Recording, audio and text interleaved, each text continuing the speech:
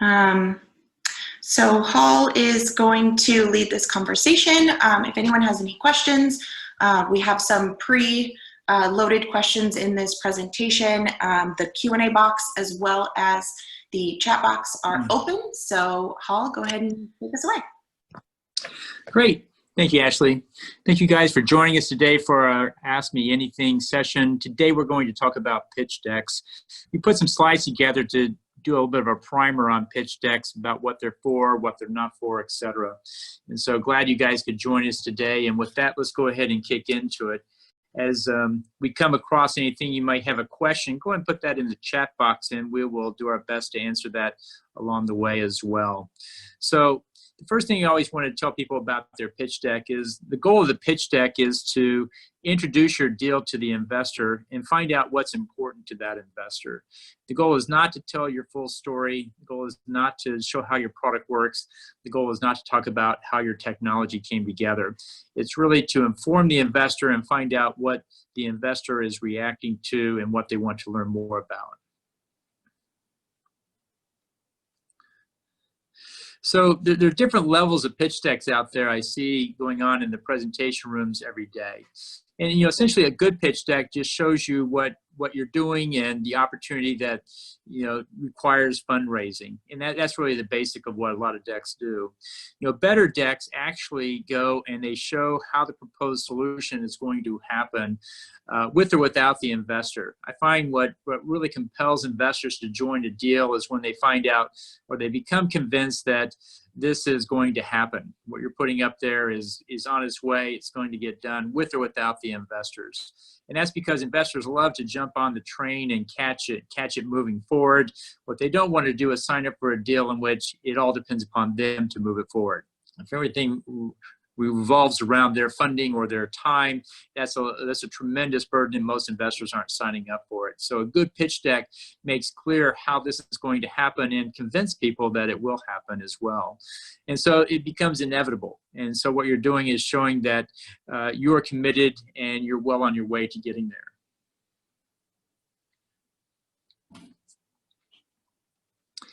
So some of the key takeaways here is that the first thing I always tell people is the slides serve the presenter, not the other way around. The presenter is the presentation, not the slides. If you put too many words on that slide, you'll see that people will ignore the presenter and they'll start to read all the words on the slide before it goes away.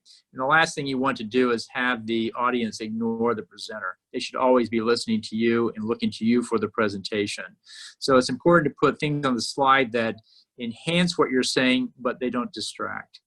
And then another point with presentations is avoid discussing multiple scenarios, as investors will find it difficult to keep track. I get people coming in and talking, well, if I raise this much money, I can do this. If I raise that much money, I can do that. And I've had people try to put a 9x9 or 12x12 matrix up on the slides and try to discuss all the options. And it's very, very hard for investors to keep up with that. At this stage, for the first round, they're just trying to figure out what you do, how it works, and what it's all about. They're not trying to understand all the nuance of the detail.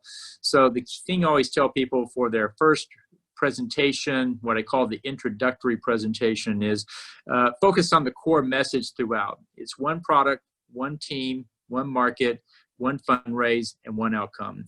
Don't worry about all the other stuff that goes on there with it as well. So let's go to the next one.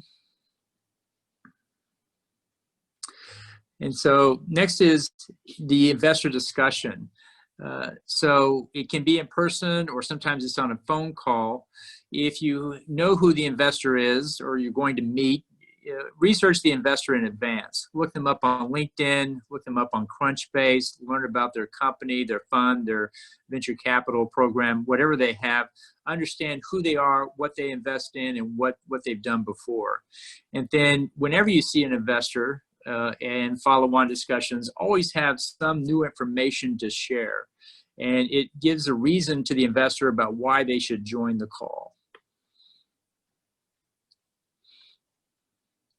So in a call or meeting, where you're asking questions and so forth, how much does the investor know about this space? I always encourage the startup, ask as many questions to the investor as the investor is asking to you. Make it a two-way dialogue. The vast majority of pitch sessions are one way, where you're doing all the presenting from the startup point of view and the investor's asking all the questions. But really good communication is two-way. And so find out more about the investor as well. What is their typical check size? And does the investor have specific requirements they look for in deals? And what diligence docs does the investor look for and require? And then have they read the term sheets, and are there any questions about that? So the idea is surface questions from the investor beyond just what's in your pitch deck, and understand more about the person you're dealing with. And you'll get a better sense as to where this is going to come out. And so after the meeting, keep the updates about your business going to the investor. So I've run angel networks, and I've had a lot of experience in watching entrepreneurs come in and pitch investors. And what I noticed is when I ran the angel groups is that 90% of the companies who came in would pitch, answer the questions, they would go away, and we would never hear from them again. Have no idea what happened to them. They just disappeared on us. No updates, no reminders, no nothing. And of course, they raised little or no funding. I found that 10% of those who pitched came back, gave us updates, gave us reminders, told us how it went, and they're the ones that raised most of the funding. And so the reality here is the most important meeting is not the pitch, it's the follow-up after the pitch, because that's where people tend to make their decision, is how well you do on follow-up, not just on the pitch itself. Pitch is important. You always want to get the next meeting, but what I find is if you're not getting the next meeting, you're not getting the check as well. And so the key thing with these updates to investors is to always show a sense of momentum and traction. Things are moving forward with sales, team, product, and the fundraise. Those are the core four that investors are looking at. The reason those four are important is because they're looking at what you are doing. It's okay to talk about the market size or competition in the first presentation, but after the first presentation is over, they really don't care about that. They only care about what you're doing and what progress you're making, and it needs to be moving forward. As I say, you need to be demonstrating the growth story, not just forecasting it.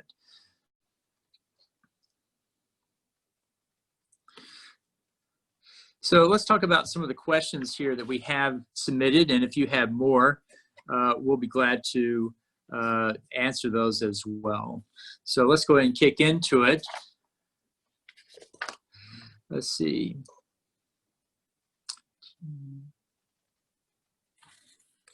Our team works with SMEs in emerging markets, and so we're very interested in engaging with topics that might be relevant within that context. Additionally, I mainly have interest in any lessons or information that 10 Capital has compiled around pitches that might be applicable to our audience. So number one is we're happy to share these slides with you, to share with your SMEs. These are standard things that we'd like to get the word out on how they work. Happy to do follow-up calls with your companies as well if they need additional help. I've worked with startups around the world, and for the most part, investors want to invest in deals that are on their continent. So if you're not in the US, but you want to raise US money, let's say you're from the Middle East, then number one is you'll need a US presence in order to raise that money. The US investors are not going to invest outside of the North America continent. It's just too far, too much distance. And so you must have somebody in the US. Many groups in Europe want to come to the US and raise funding. They put one person in New York or Boston, as closest flight they could get, and that person has an office, home office, and from there they answer calls, take meetings, etc. And so it helps to have some. It helps to have some local support from your local region. If you come to the U.S. raising funding, it's important to have raised some money from where you're from, as opposed to saying nobody would fund you. So something to consider as well. So the next question is from Godfrey. At the seed stage fundraising, how many versions of a deck should we have? I've heard founders having 1 to 3 versions of a deck that they use from introductions through close. If more than one version, what's the difference? So first thing I recommend having is one deck, but placing additional, more detailed slides and diligence in the appendix. So you have your main slides up front, you have your questions slide where you take discussions, and then after it, you have additional slides that you may or may not use. In an introductory deck, you probably don't use it because you're doing a very basic presentation. As you go forward and you're meeting people again and you're revisiting these slides, you're moving some of these appendix slides up into the main body that provide more detail. And what you're doing is you're trying to address the questions that they have. Up front, the very first presentation, they're just trying to understand what you do and where you are in the cycle and what it's all about. As they go forward, they'll want to dive into the sales channel or the team or the product or some other aspect. And you need to have additional slides that show metrics, show results, show more information about, for example, patent filings, more details, what they look like and how they work. So I recommend putting those in the appendix and putting those up in the main body if that's a point of your discussion with them. So it's one slide deck, but that can be used in many different ways, and you're constantly customizing it for what the audience wants to see. Next question is, let's see, my business is virtual and augmented reality for enterprise. Right now, I'm working on a couple of prospects in VR data space. If they mature enough, I may be looking for funding to build apps in that space. I'm not at that point yet, but I'm attending these webinars to learn more. So number one, I want to say it's great to see you talking with prospects in the space. When it comes time to talk with investors, draw upon your discussion with those prospects and highlight what they said regarding their problem, their ideal solution, and what they liked about your approach to it. Always bring a customer discussion with you to your investor meetings. Even if you're pre-revenue or pre-product, bring customer or potential customer discussions to the table, talking about what they need, because that communicates to the investor you're in touch with the market, you know who can put money into your deal from a customer point of view, and we're not going to be searching for that person later, if at all. So it's important to always have that customer in the discussion itself. And thank you for the update about your work with virtual and augmented reality. Keep us informed about how that progresses. Cool.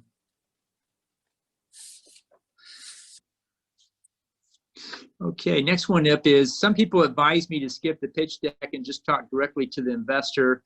I've seen this done before. Is this a good idea? And my answer to that is, I'm not a fan of skipping the pitch deck, as I find it helps communicate your story better, and the investor remembers more when they see it in addition to hearing it. So if you can bring the pitch deck and get that in front of the investor, you'll find they retain more information and they'll have more detailed questions, and it's something you can send later to them as a follow-up for them to study. So I always recommend keeping that going. Next question I have is, I have confidential information in my deck. Can I ask investors to sign an NDA, or what's called a non-disclosure agreement? And my recommendation there is skip the NDA, but take out any truly confidential information you have in the deck and save it for later in the diligence. When you're talking to people, you don't have to tell them everything about the deal. You only have to tell them enough to get the next meeting. And typically, the secret sauce that you have is usually not that. It's all the other basics that we need to cover first. Next question is, I have a technology that's difficult to explain to those not in my industry. How do I show them how it works? And so many people have very complex technology when we're getting into clean tech or semiconductor or other areas, artificial intelligence, etc. And I see some people getting weighed down trying to explain all the nuance of the code or how the chemistry works or what have you. And my recommendation is to not get into that just yet. Instead of talking about how the technology works, emphasize the benefits of the technology and what it does for users, and don't get into all the nuance of the technical aspects just yet. Later in the process and diligence, you can dive into it further, but up front, just explain why somebody would want the use of your product and technology. How much does it save them? How does it improve productivity? What can it do for them that they can't get any other way? And so typically it's the detailed work where you have to explain how it works comes later. And at that point, that part could be under NDA. And so the next one is, what's the biggest mistake you see in pitch decks? The number one mistake I see in pitch decks is people that want to tell me everything about the product and they ignore the rest of the business. Make sure you cover the team, the business model, the market size, the competitive advantage, and fundraise ask. So show them the holistic presentation, not just the product itself. So let's see if there's any other questions that have come up.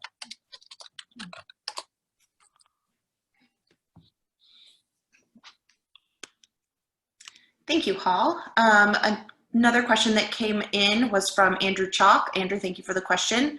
Andrew asks, what if the objective of the pitch is not just investment, but also domain expertise?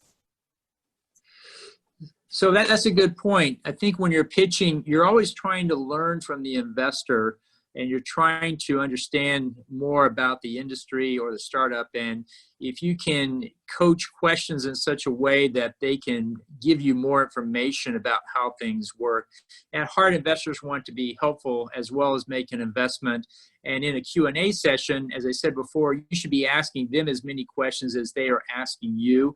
And if you can ask those questions, I think, in the right way, I think you'll get more information about the industry.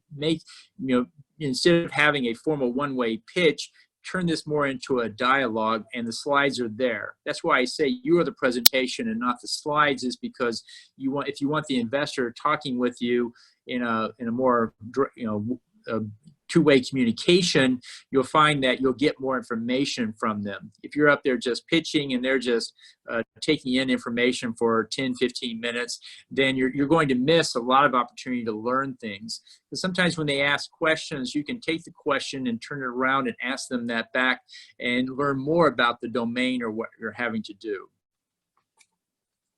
Great, thank you, Hall. Andrew had another question. I believe this was regarding the SME question earlier on about how investors are interested in investing on their continent. So Andrew asked, what about in the same state? So if you're talking to an investor and you're in the same state with the investor, in most cases, you'll find that that investor will be interested in what you're doing. Many investors want to invest in the local area because you're close or as part of it. But at the same time, some investors don't want to travel very far. I find as time goes on, investors are, especially in the US, are increasingly looking for the best deal in their sector, not just the closest deal. And so what I'm seeing now is, especially in the Bay Area, they're looking out across the country for the best deal that they can find. And so you'll find that they're going to be much more open to it. We're using Zoom calls and online tools and online platforms more and more. So the need for travel is less and less. At some point, you need to meet them face to face, but I find many are actually looking out across the country. And even in the Bay Area, it can be hard to find good deals because there's just so much noise and so many other investors in the area that they actually do look out. So I think that's becoming less and less of a problem. 10 years ago, you had to get on a plane to the Bay Area or New York to go find a fair amount of venture capital. Today, there's venture capital in almost every major city. And the Bay Area, if you want their funding, I think you'll find that they're very happy for you to stay where you are, and you're usually in a lower cost place, and they'll be much more open to working with you on it. There may be some that want to have Bay Area, locale, but I think that's fast becoming the minority. They're no longer the majority itself. Mm-hmm. Yeah, and he also expands on it with an example, talking with a VC in California, and they won't come to Dallas because it uses the whole day, as they want to do more than one board meeting in a day. But I think you touched on that with the webinars and moving things online, especially in the COVID-19 environment. Right, and you may have to go meet them for the first one up front. If they do invest, then what they have to consider is for board meetings, they will be on a plane once a quarter to Dallas to meet with you. But if it's a good deal and it's a good return, that's usually not an issue for them. It's really, if it's a good deal, they'll do it. Up front, you may have to go to the Bay Area, but that's really not hard to do. Mm-hmm. Okay. Anybody else have any questions? We do have the chat and the Q&A box open. So if you have any other questions, please feel free to let us know.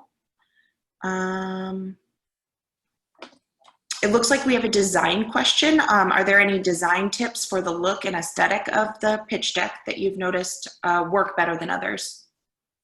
Number one, make the font big enough that it can be read. Number one. Number two, make it, especially if you're presenting in a room and even on Zoom, you'll find that sometimes fonts below 24 can disappear on the screen, and make sure there's enough contrast on the screen so people can read it. It's mostly about readability itself.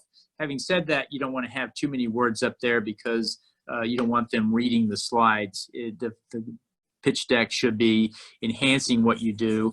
I've noticed some of the better companies, they match the color scheme and the logos with their company, and it just shows off a better game when you have a slide deck that matches your company as well.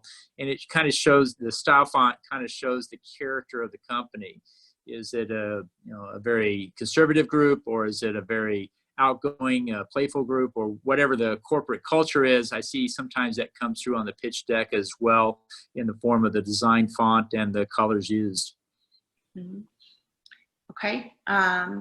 Talking about kind of the look of the pitch deck again, how many slides do you suggest touch on each topic? So how many slides for the team, how many slides for the product profile, and how many slides total do you suggest having? So for an introductory deck where you have maybe 5 to 10 minutes at most, typically I look for 10 to 12 slides. Again, the rest, the additional slides you have that you want to talk about, you put in the appendix, put after the question slide, and have one slide for every section of a business plan. What's the problem you're solving? What's the solution you're offering? What's the product? Each of those is a separate slide. And then go down through the rest of it. What is the team? One slide. What is the product, for example? While you could do many, many slides on the product, your goal is to talk about the core product. Fundamentally, what's your main product? All the supplementary tools and different perturbations of it, you don't have to get into at this point. You also want to talk about, one slide on the financials, but it's a very summary snapshot, which just shows maybe a graph with sales, with the sales line graph going up, and then maybe 2-3 lines of numbers, which would typically be the revenue and the cost. Profit's really not an issue. Most people want to cut and paste from an Excel spreadsheet, but it becomes completely unreadable, so it is really not a good thing to do. And so there's about 12 slides you find in a standard business plan that we talked about there. And you close out with your fundraise, how much you're asking, and something about the exit. What do you envision the exit being at a high level, visionary statement? Where do you think it was going to go? And about 10, 12 slides is what people need up front, because when you're pitching for the first time, it's introductory. People have to come to get into it and understand it. And the tremendous amount of detail you want them to have will come through follow-on presentations where you're digging in deeper into these topics and you're using more appendix slides. And at that point, the deck can get up to 20 or 30 or 40, because now we're zipping through it a little bit more quickly, but we're getting to newer slides they haven't seen before. Okay. Does 10 Capital offer assistance with creating and designing pitch decks? Yes, we do. When people come in, if they have a pitch deck ready to go, we use it. We don't make you redo anything. If you need help with the deck, and we've taken people with just an idea and created the deck, and we've also taken people that had the deck, partly finished, but it doesn't look the way they want it to, and we've been able to work with it to put a design on it. Anybody that comes to us, we'll look and give you a fair assessment. This is what we think you should do with it, and if you want our help, we're happy to go and help you work on your pitch deck as well. So if you have any questions, feel free to set up a call afterwards, and we'll be glad to look at your deck. Great. Okay, that's all the questions I see right now. Give everybody about another minute or so to pop in any other questions if you come up with them. Hall, would you mind giving us just a brief snapshot of what 10 Capital does? So 10 Capital connects investors and startups for funding we're what we call a funding as a service model. We're helping startups raise funding. We're not a broker dealer. We're not raising money for you. But over the years, we've seen the challenge entrepreneurs have in raising funding. You have to get an introduction. You have to pitch. You have to follow up. And we're helping by making introductions with your information and keeping the relationship going with follow-up emails and through webinars, same format as this, where you update the investors about how you're progressing and answer their questions. We also help get the diligence box together, or what they call the data room. These are documents investors look for in deciding if they want to invest. And it looks better if you have all your documents put together than if they're scattered about. And then with the term sheets. If you have a term sheet, we'll use it. If not, we'll help you get a convertible note together so you're in a place you can take funding if somebody offers it to you. You always want to be in a place that you can take the funding, as opposed to, wait, I'm not ready now, come back in 3 months and I'll have the documents. Chances are they'll be off investing in somebody else in those next 3 months. So what we do is, for a monthly retainer, is we go out and we help provide those funding as a service programs where we can engage investors, follow them up, close them, and get the funding done through the term sheet itself. If you have any questions about your specific deal, glad to talk with you afterwards. And we have someone, Andrew, again, wondering what stage and round sizes do we focus on or specialize in? So 10 Capital works on seed, Series A, and Series B raises mostly.